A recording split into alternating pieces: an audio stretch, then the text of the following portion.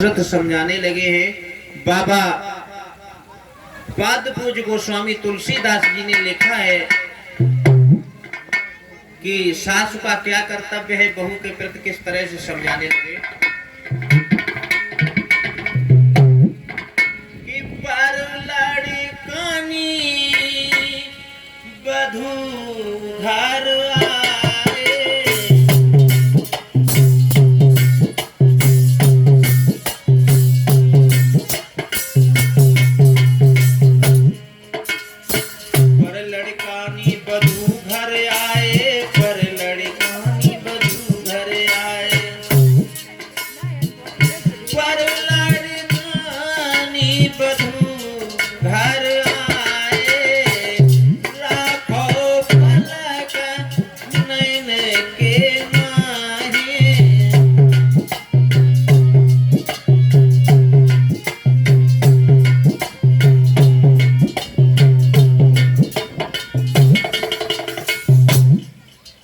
पराई लड़की बहू बन के आए तो सासु का कर्तव्य है कि जैसे आंखों की सुरक्षा के लिए पलक हमेशा तत्पर रहते हैं, उसी तरह बहू के रक्षा के लिए सास को हमेशा तत्पर रहे।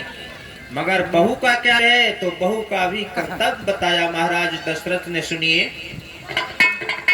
कि सादर सासु ससुर पति पूजा, या से बढ़ के